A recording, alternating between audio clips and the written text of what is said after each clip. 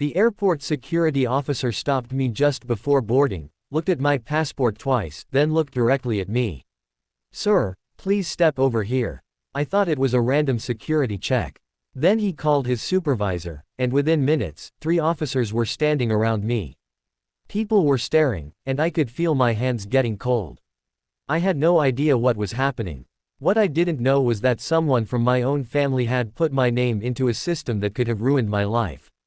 Before I tell you what happened, if you enjoy emotional family stories where the truth comes out when nobody expects it, subscribe to Family Betrayal. And just so you know, the faces, airport scenes, background footage, and other visuals in this video are only used to help imagine the story. They aren't meant to represent the actual people involved. The officer asked me where I was traveling.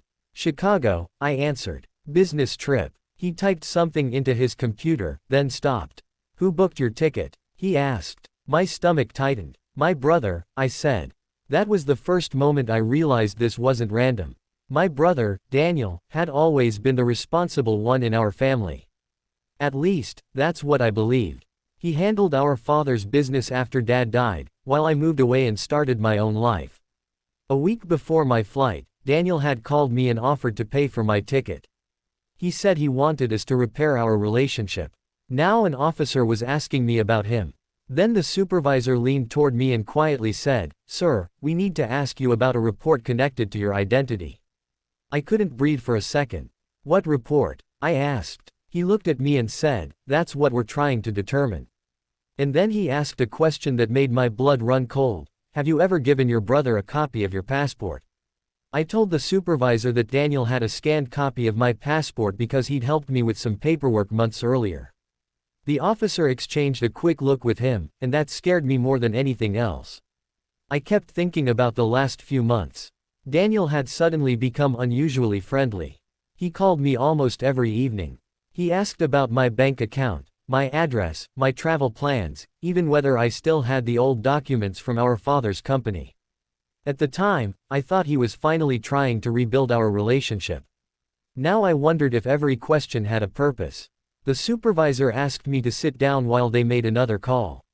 I wanted to call Daniel immediately, but something stopped me. If he had nothing to do with this, why was my passport connected to a security report?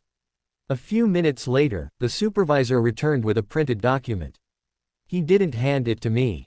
"Your identity was recently used in connection with an international financial investigation," he said. My heart dropped. I told him I had never traveled internationally during that period. I had never opened an overseas account. I had never signed anything involving foreign money. Then he said something even worse. "The person who provided the documents claimed to be you."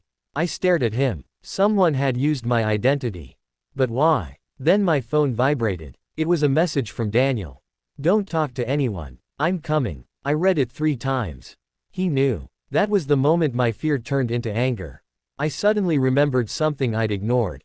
2 months earlier, Daniel had asked me to sign several documents connected to our father's old property.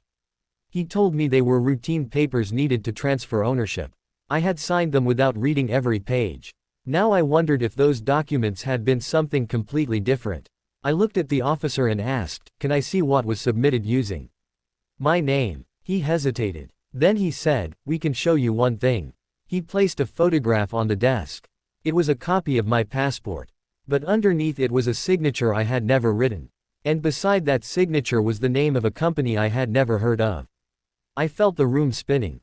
Then the officer turned the page. And I saw Daniel's name. For a few seconds, I couldn't speak. Daniel's name was listed as the authorized representative of the company. The same company had received money connected to the investigation. I finally understood why he'd been so interested in my passport. But there was something I still couldn't explain. Why would Daniel use my identity instead of his own? The supervisor told me they were still verifying the information, and I realized I had one choice. I could protect my brother because he was family, or I could tell the truth and protect myself. I thought about our father. Before Dad died, he had warned me, "Never let someone use your name for something you don't understand." I had forgotten those words. Until that moment. Daniel arrived at the airport about 20 minutes later. He walked toward me like everything was normal, but when he saw the officers, his face changed. What's going on? He asked. I didn't answer. The supervisor asked Daniel whether he knew anything about the company. Daniel said no. Then the officer showed him the document. Daniel went completely silent. I watched his eyes move across the page. Finally, he looked at me. I was going to fix it, he whispered. Those 6 words broke something inside me. What did you do? I asked. He lowered his head. He admitted he had created the company using my identity because our father's estate had been tied up in a complicated dispute. He claimed he needed my name temporarily to move money and protect the family property. But he had made one mistake. He had forged my signature. And someone else had discovered it. The airport investigation wasn't actually about arresting me. They were trying to determine whether I was the victim or the person behind the transactions. I should have felt relieved. Instead, I felt betrayed. Then Daniel pulled a second document from his bag. This is why I did it, he said. I looked down. It was our father's final estate document. And my name wasn't on it. Daniel had changed everything. But there was a handwritten note at the bottom. It was in my father's handwriting. And it said, if Daniel ever tries to take control, show this to my other son. My hands began shaking. I realized my father had known this day might come. The note led investigators to an older file that changed everything. My father had never left the company entirely to Daniel. He had placed the majority of the family property in a protected trust, with both of us listed as beneficiaries. Daniel had been trying to take control of something he didn't legally own.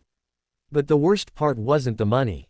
When I confronted him later, he admitted he'd been afraid I'd leave him with nothing after our father's death. He said jealousy had slowly turned into desperation. He told me he convinced himself that if he controlled everything first, nobody could take it away from him. I wanted to hate him. Part of me did. But another part remembered being children, sharing the same bedroom, laughing at stupid jokes, believing we'd always protect each other. I asked him one question. Was there ever a moment when you planned to tell me the truth? He looked at the floor. No. That answer hurt more than anything else. The investigation cleared me completely. I was treated as a victim of identity fraud, and the documents Daniel had created were turned over to investigators. I didn't get revenge by destroying him. I simply stopped protecting his lies. For years, I thought family meant standing beside someone no matter what they did. I finally learned that sometimes loving your family means refusing to help them hurt you. If you were standing in that airport with your own brother exposed in front of you, would you have protected him, or told the truth like I did? I genuinely want to know what you would have done. That day, I walked through the airport security gate carrying the same passport that had almost destroyed my life. But I wasn't the same man who had entered the airport that morning.